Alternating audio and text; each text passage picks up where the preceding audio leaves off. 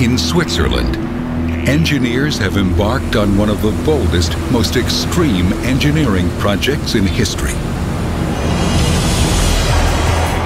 A tunnel on a scale so gargantuan, no one has dared attempt anything like it before. Over 35 miles long, the longest tunnel in the world will cut through the heart of the Swiss Alps. The risky plan to redirect the crush of Europe's traffic and cargo not over the Alps, but under them.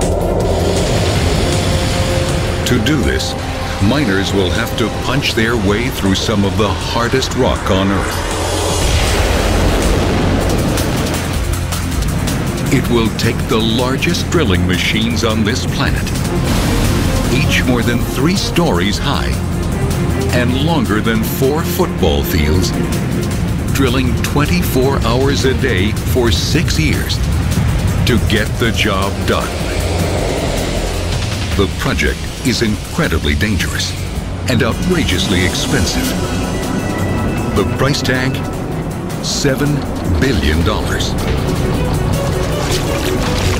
Can it be done? Or will unforeseen problems bankrupt the project before it's finished?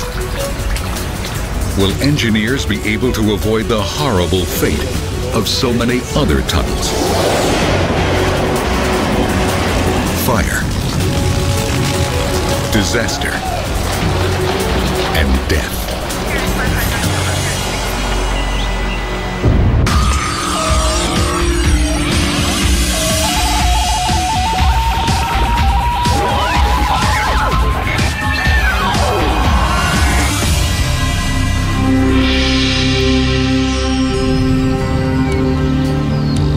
To the outside world, Switzerland is a picture postcard. But the reality is not so pretty. Because of Switzerland's central location, each year 14 million trucks and cars coming from every corner of Europe pass through Switzerland on their way elsewhere.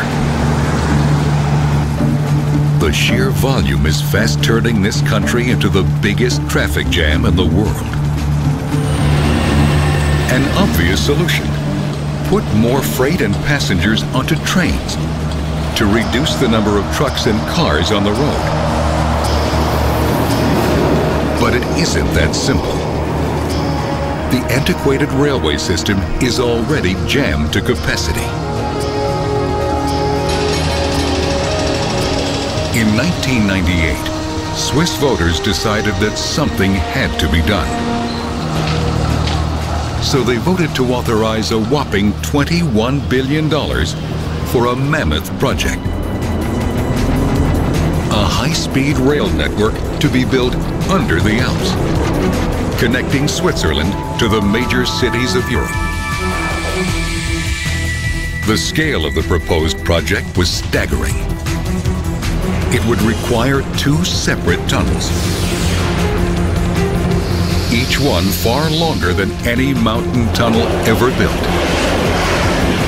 The shorter of the tunnels, named Lochberg, would run for 21 miles under the mountains in southwest Switzerland.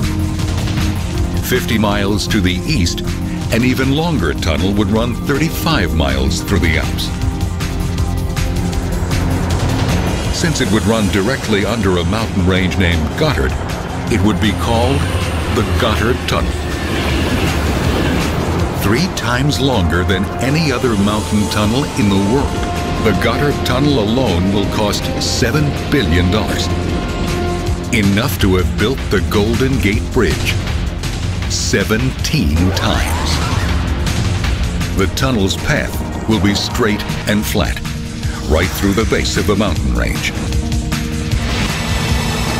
This route will let freight trains race through the mountain at 100 miles per hour, more than double their current speed. And passenger trains will go even faster, up to 155 miles per hour. Swiss voters were sold on the benefits of the proposed project but they were also worried. They insisted that designers come up with plans to minimize the project's potentially devastating environmental impact. So the contract approved by the voters put enormous pressure on the engineers and the contractors. First, there was the guarantee. The engineers would need to certify that the tunnel would last at least 100 years. That meant that literally every material used in the tunnel would need to be subjected to the most rigorous testing in history. But that wasn't all.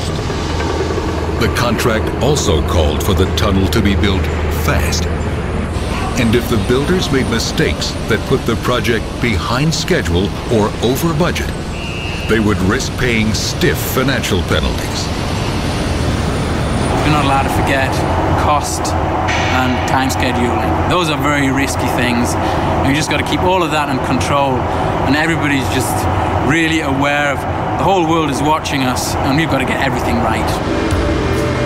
Even without these added pressures, the Gotthard Tunnel project would still seem like an impossible task. Just from the scale of the work itself.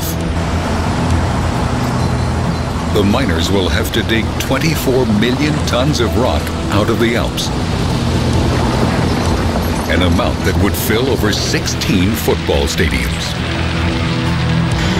Working conditions are extreme. Because the tunnel lies so deep underground, temperatures inside can reach 115 degrees. The miners work in near darkness and breathe thin, dusty air. Every day, they put their lives on the line. The biggest danger is a lack of oxygen. In case of emergency fire explosion, the first thing that goes is the oxygen to breathe, because we're underground. We've got dumpers, we've got excavation machinery that move back and forwards. They're just moving around all the time. It's dark. Drivers don't see people walking around behind, and it could be, if they reverse out, that somebody gets hit by machinery. And the dangers don't stop there. Tunneling, after all, is a battle between man and the Earth itself. Cave-ins are a constant threat. To minimize the risk, geologists take samples deep inside the mountain before any drilling begins, to find out just what kind of rock the drillers might encounter. A lot of sections we have rocks like this, real hard, gneiss, granites, where we go through by a tunnel boring machine. The tunnel boring machine, or TBM, designed for the Gotthard Tunnel, can chew away at hard rock. But if the miners encounter soft or unstable areas, they have to use a different method. The rock must be drilled and then blasted out.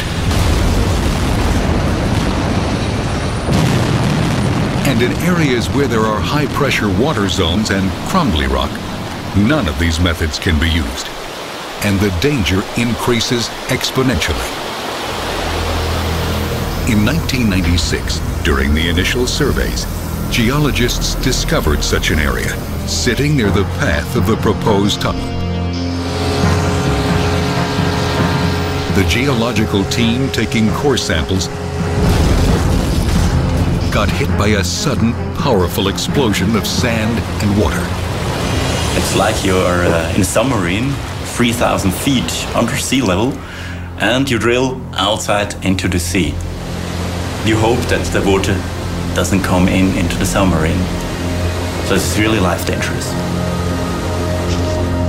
Fortunately, no one was killed in the accident.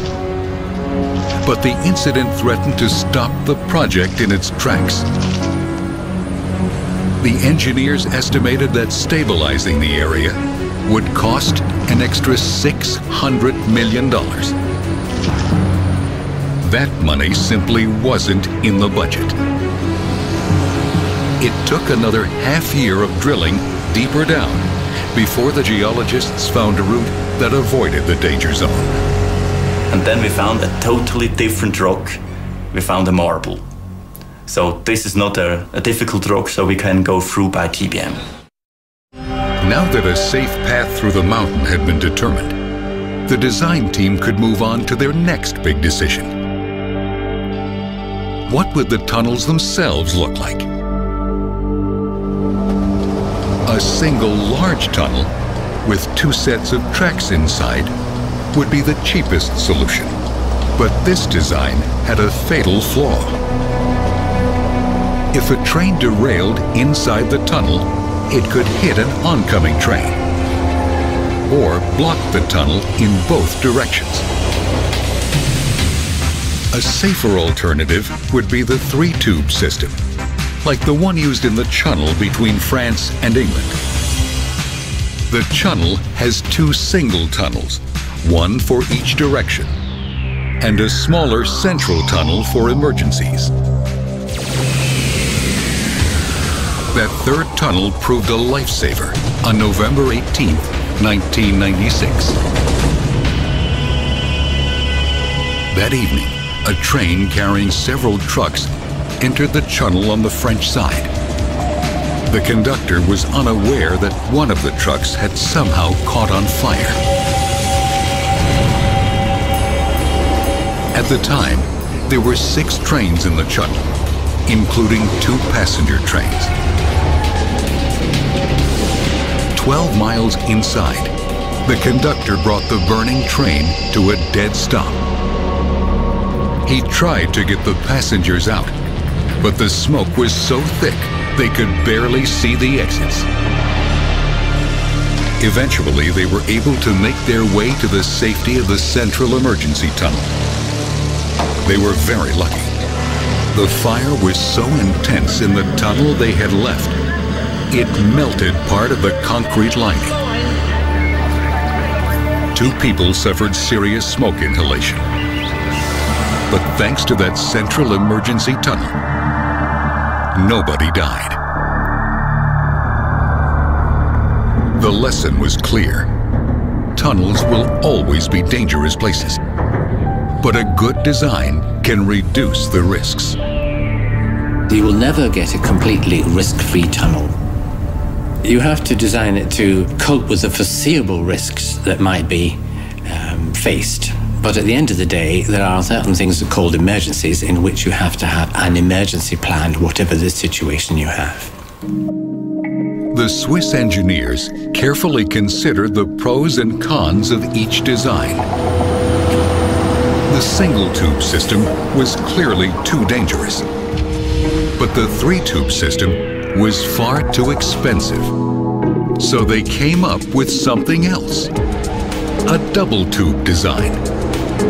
Separate tunnels going north and south that would reduce the risk of a head-on collision. To enhance safety, they added passageways every 1,000 feet.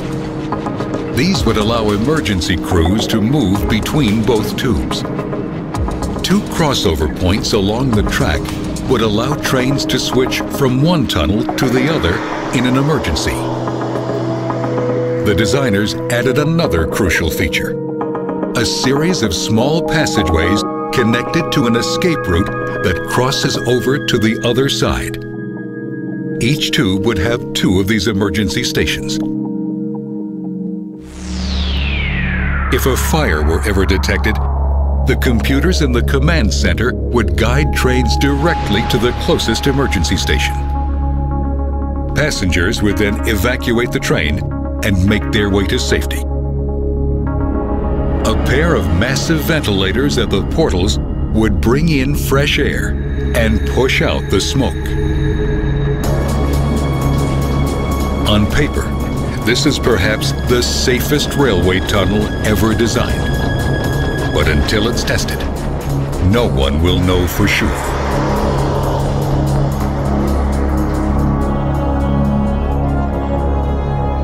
Now, the engineers had a workable design.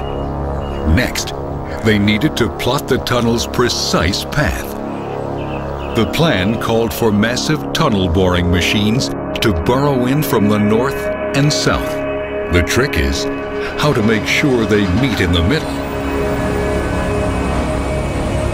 If they miss by just 6 inches, tunnel workers will need to redig hundreds of feet of tunnel to get back on track. So to make sure they had the most accurate mapping information, the engineers turned to the Global Positioning System, GPS.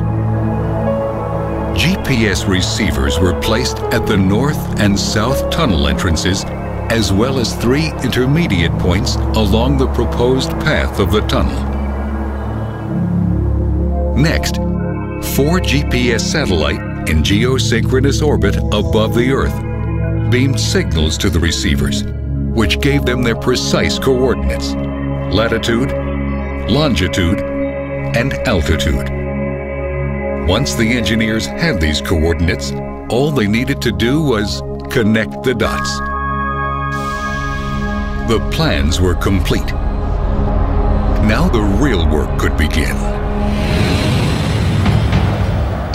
Base camps were set up to launch the attack on the mountain.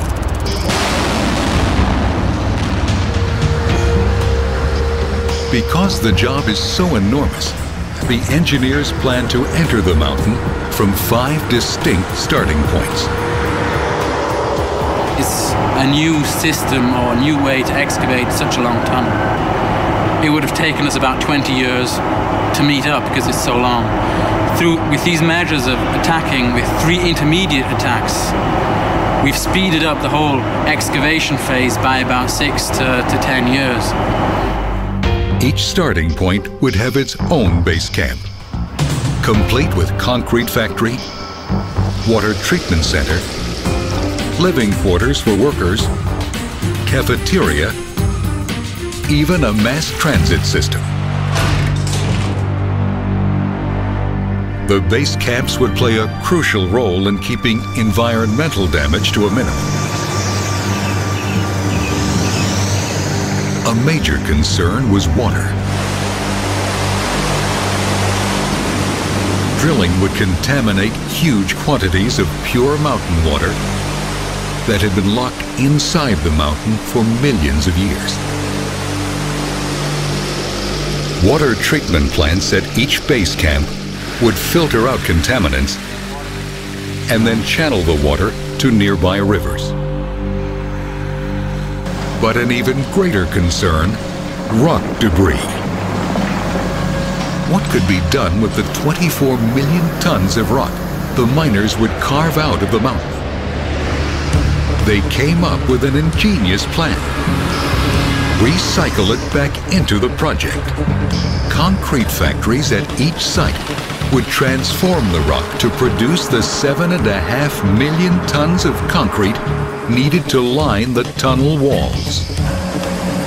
That's enough concrete to pave an 8-lane highway 300 miles long. Once the facilities were in place, project managers could start bringing in manpower. 1,800 workers were brought in from all over the world. Among them, the world's best technicians, explosive experts, and heavy machine operators. With the army in place, the full-scale attack on the mountain could begin. Their first task, build access tunnels into the rock. These tunnels are needed to get the workers and equipment to the actual work site deep inside the mountain.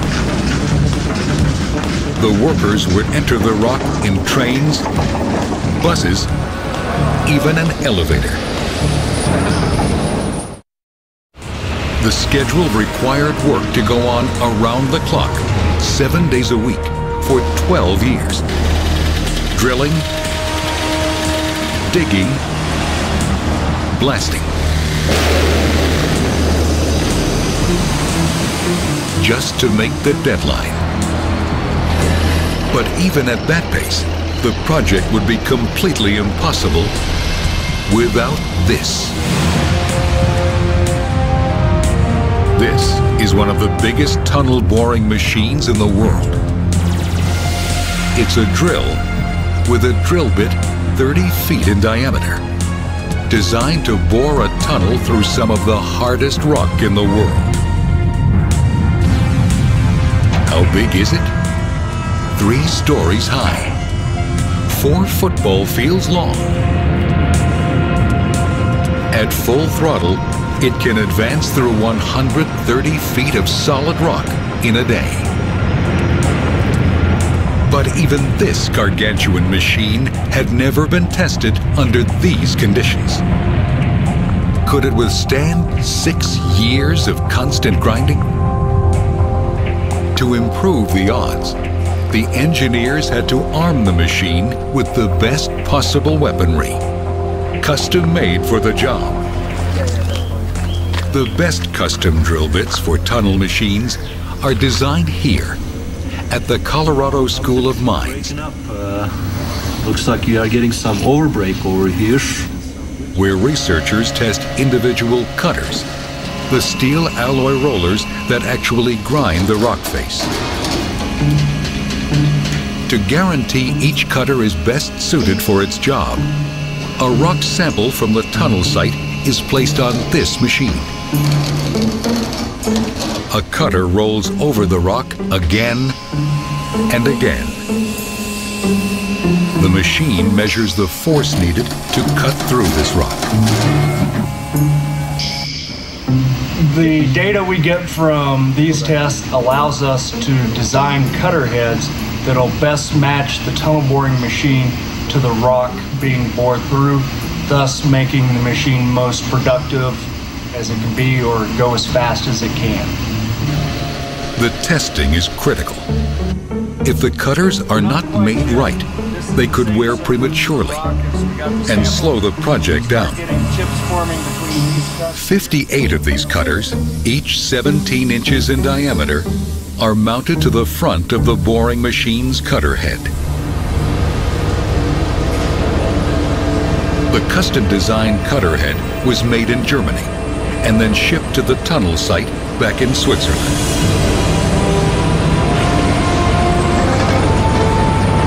It then took 3 more months for technicians to attach the cutter head to the machine.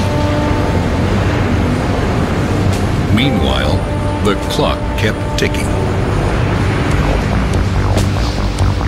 In November 2002, the cutters finally had a chance to test their chops. It was a critical moment.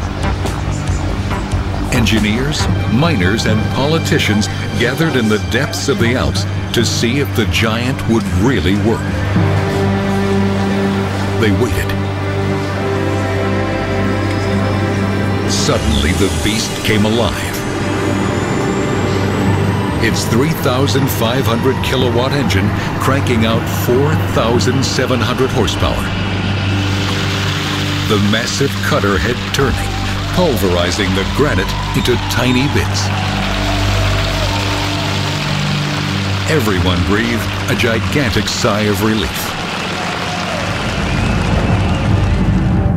Of course, the cutter head doesn't do the job alone.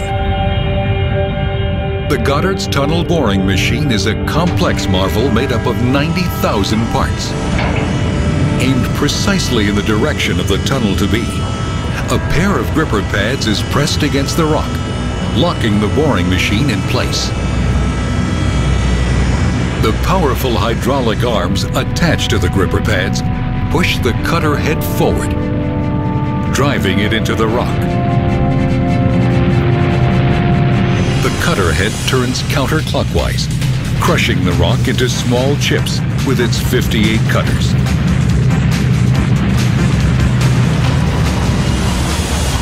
Each cutter can exert 26 tons of force. That's like 58 cars simultaneously hitting a rock wall at 26 miles per hour. As the cutter head grinds, the small chips fall into a set of rotating buckets. The buckets deposit the chips onto a conveyor belt, which shuttles them out of the tunnel and onto the concrete processing plant. But the tunnel boring machine does a lot more than grind the rock. Directly behind the cutter head, a set of robotic drills punches holes in the tunnel wall for bolt anchors to keep loose rock from falling in. 65 yards behind the cutter head, a robotic arm sprays every square foot of new wall with a liquefied concrete called shotcrete.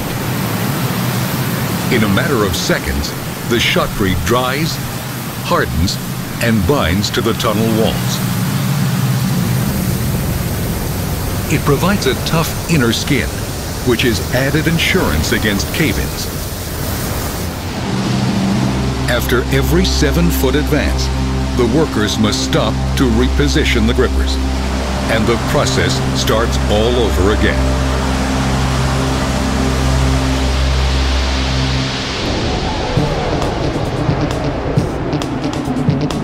The project is so massive and the schedule so tight, the job requires not one, but 6 of these $21 million tunnel boring machines.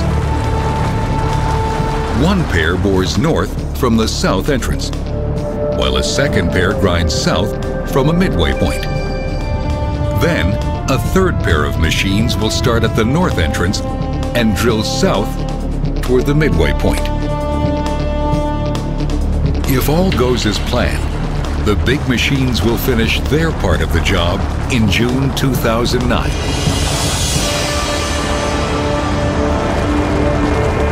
But there are plenty of unknowns. And as powerful as the boring machines are, there are some places in the tunnel where they can't be used. That's because these machines can dig only straight and only through hard rock. But the Gotthard Tunnel will pass through a few areas where the rock turns soft or is broken and unstable. The risk of a cave-in is simply too high in these spots to use the machine. So they have to be dug out the old-fashioned way, by drilling and blasting.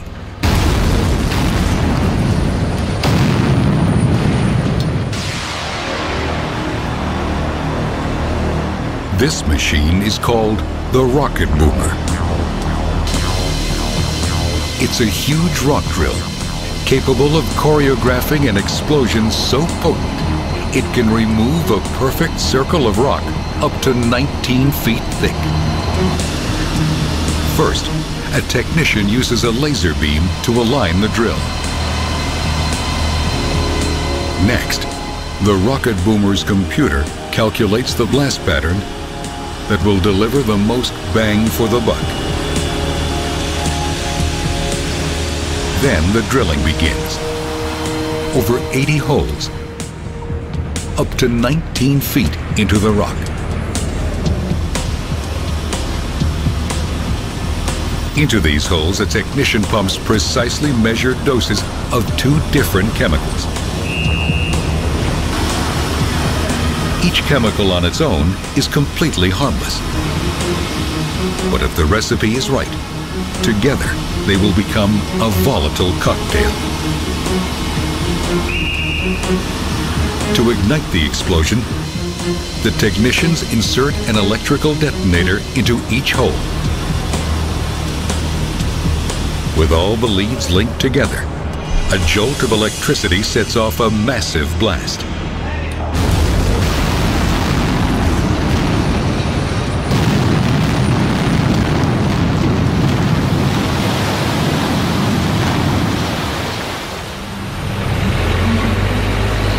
Once the dust settles, the rubble is shoveled out.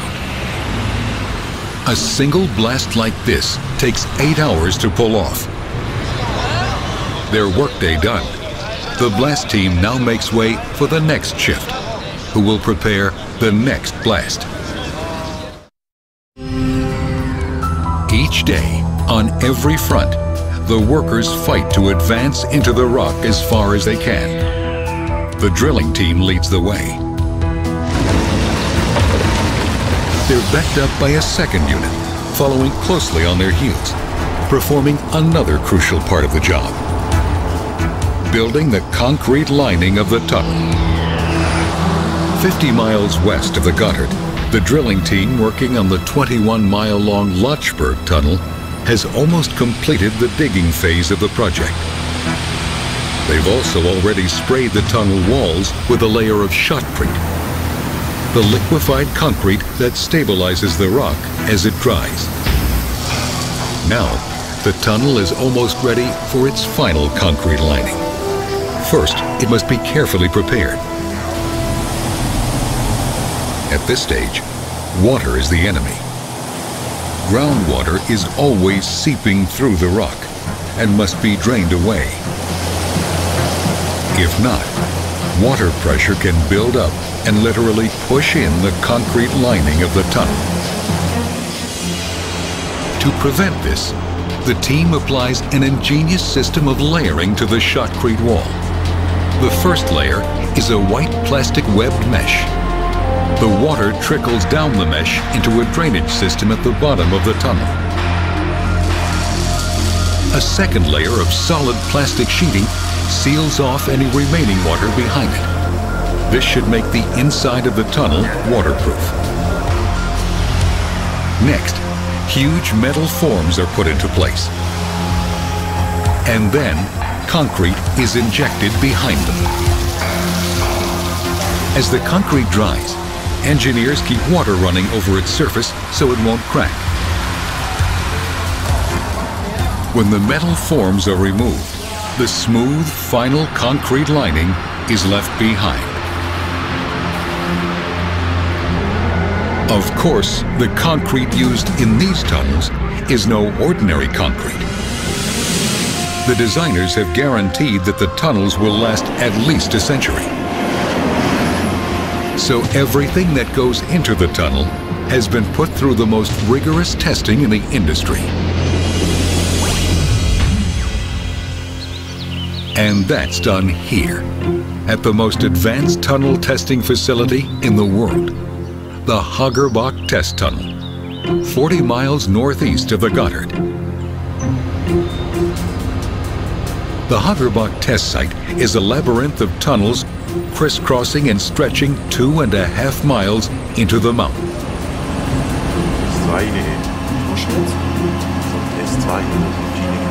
Here, engineers must test and approve everything used inside the Swiss Alp Tunnel project. In this laboratory, engineers subject concrete blocks to extreme pressure.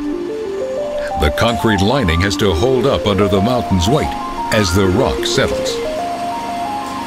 When the deformation and the forces is too high in such a tunnel, then you have some cracks in the lining, or the worst case is that the lining can break down.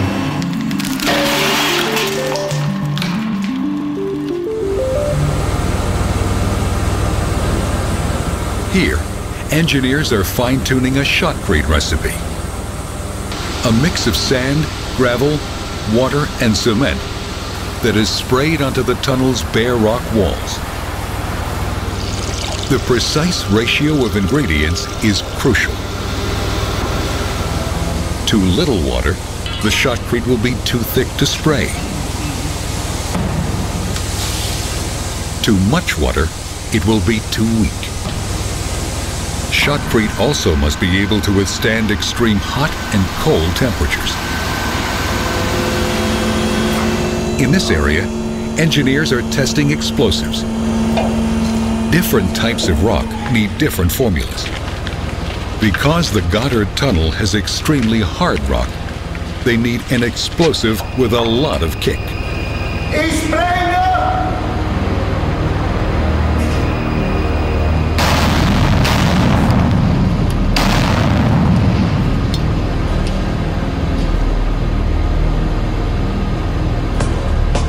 These tunnels are also used to test people, to prepare them for disaster.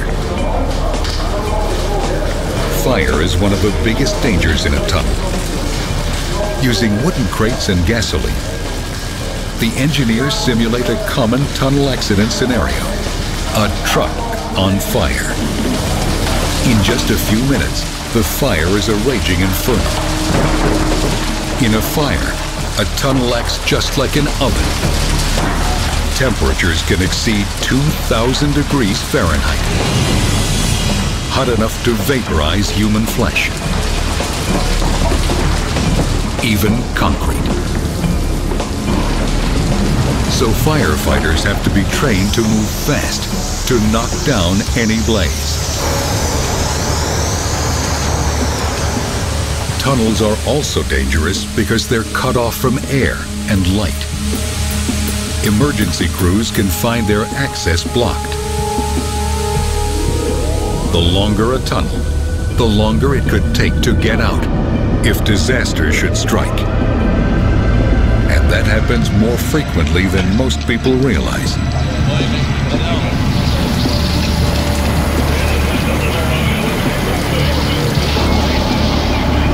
March 24th, 1999 started out like any other day.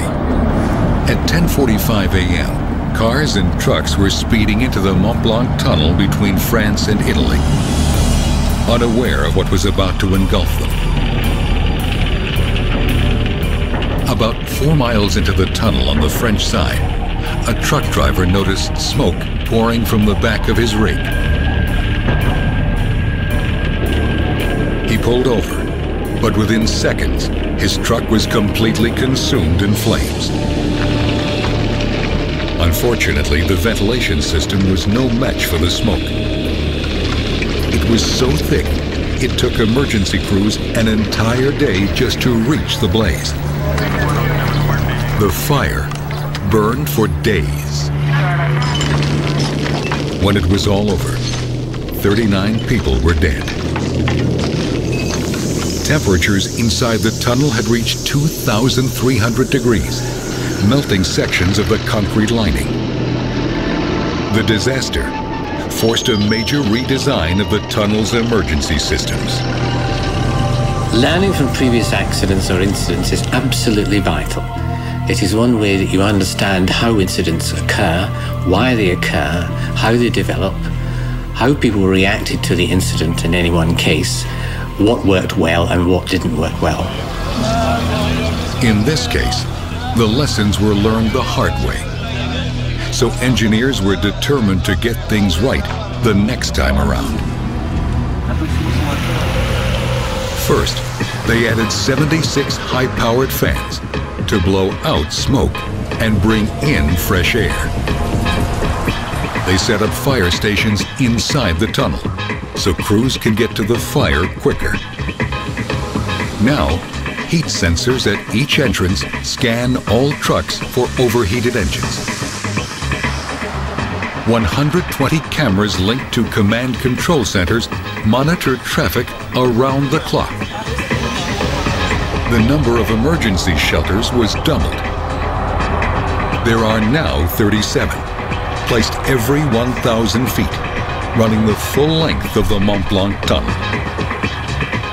Every shelter has a direct phone line to the central control room. And the engineers added something new, a way out of the tunnel.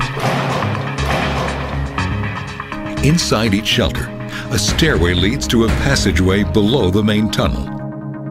In a disaster, emergency crews would be waiting there to take the drivers out.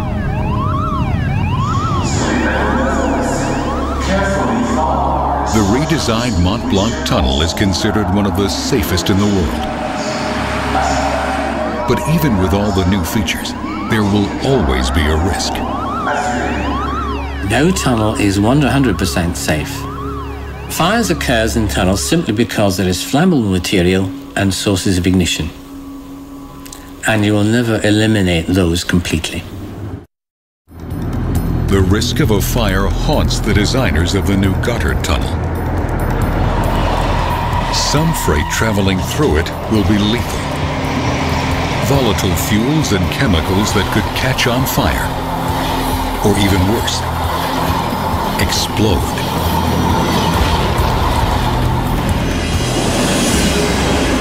The year is 2015. The new high-speed rail through the Gotthard Tunnel is a huge success.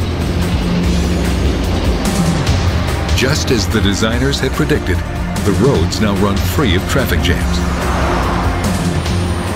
But today, things could change. A small fire has just erupted on a freight train also carrying passengers. No one on board sees the fire. And the train is carrying a dangerous cargo of highly flammable fuel. 12 miles inside the tunnel, a passenger suddenly notices the smoke and alerts the conductor. The train's only hope: make it to an emergency station. The conductor knows that a massive explosion could happen any minute. If he can't evacuate his passengers, all of them will likely perish. In the command center, alarms sound. Emergency crews are dispatched to the scene. But now the train is 15 miles in.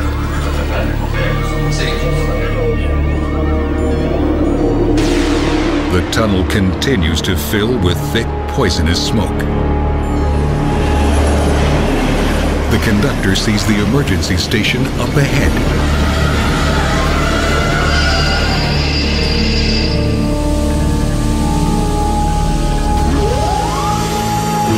Now, the massive fans kick in, blowing out the noxious smoke just long enough for passengers to see their way out to the emergency station. The conductor quickly herds the passengers through the station, out of harm's way. The fire crews stamp out the fire before it reaches the flammable cargo. Disaster is averted. The passengers make it to safety. The only casualties are a few cases of smoke inhalation. The system worked. At least that's the way the planners hope it will happen. But no one will know for sure until the tunnel is built and undergoes a real emergency.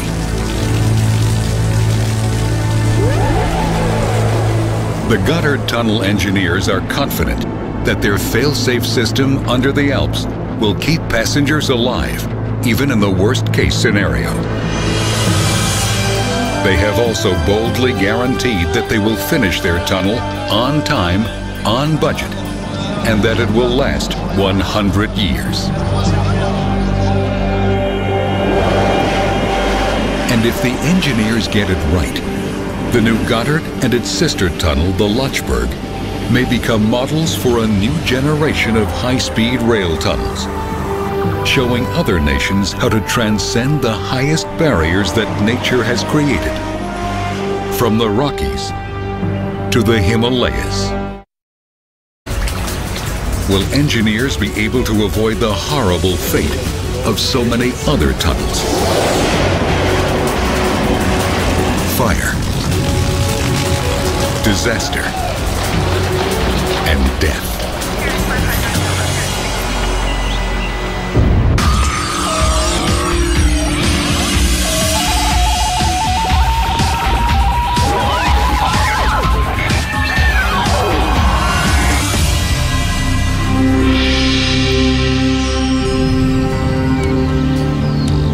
To the outside world, Switzerland is a picture postcard. But the reality is not so pretty. Because of Switzerland's central location, each year 14 million trucks and cars coming from every corner of Europe pass through Switzerland on their way elsewhere. The sheer volume is fast turning this country into the biggest traffic jam in the world. An obvious solution: put more freight and passengers onto trains to reduce the number of trucks and cars on the road. But it isn't that simple. The antiquated railway system is already jammed to capacity. at 100 miles per hour, more than double their current speed. And passenger trains will go even faster, up to 155 miles per hour. Swiss voters were sold on the benefits of the proposed project, but they were also worried. They insisted that designers come up with plans to minimize the project's potentially devastating environmental impact. So the contract approved by the voters put enormous pressure on the engineers and the contractors. First, there was the guarantee. The engineers would need to certify that the tunnel would last at least 100 years. That meant that literally every material used in the tunnel would need to be subjected to the most rigorous testing in history. But that wasn't all. The contract also called for the tunnel to be built fast. And if the builders made mistakes that put the project behind schedule or over budget, they would risk paying stiff financial penalties. We're not allowed to forget cost and time scheduling. Those are very risky things. You just got to keep all of that in control, and everybody's just really aware of the whole world is watching us, and we've got to get everything right. Even without these in Switzerland, engineers have embarked on one of the boldest, most extreme engineering projects in history. A tunnel on a scale so gargantuan, no one has dared attempt anything like it before. Over 35 miles long, the longest tunnel in the world will cut through the heart of the Swiss Alps. The risky plan to redirect the crush of Europe's traffic and cargo not over the Alps, but under them. To do this, miners will have to punch their way through some of the hardest rock on Earth. It will take the largest drilling machines on this planet, each more than 3 stories high and longer than 4 football fields, drilling 24 hours a day for 6 years to get the job done. The project is incredibly dangerous and outrageously expensive. The price tag, $7 billion. Can it be done? Or will unforeseen problems bankrupt the project before it's finished? Added pressures. The Gotthard Tunnel project would still seem like an impossible task, just from the scale of the work itself. The miners will have to dig 24 million tons of rock out of the Alps, an amount that would fill over 16 football stadiums. Working conditions are extreme because the tunnel lies so deep underground. Temperatures inside can reach 115 degrees. The miners work in near darkness and breathe thin, dusty air. Every day, they put their lives on the line. The biggest danger is a lack of oxygen. In case of emergency fire explosion, the first thing that goes is the oxygen to breathe, because we're underground. We've got dumpers, we've got excavation machinery that move back and forwards. They're just moving around all the time. It's dark. Drivers don't see people walking around behind, and it could be, if they reverse out, that somebody gets hit by machinery. And the dangers don't stop there. Tunneling, after all, is a battle between man and the Earth itself. Cave-ins are a constant threat. To minimize them, in 1998, Swiss voters decided that something had to be done. So they voted to authorize a whopping $21 billion for a mammoth project. A high-speed rail network to be built under the Alps. connecting Switzerland to the major cities of Europe. The scale of the proposed project was staggering. It would require 2 separate tunnels, each one far longer than any mountain tunnel ever built.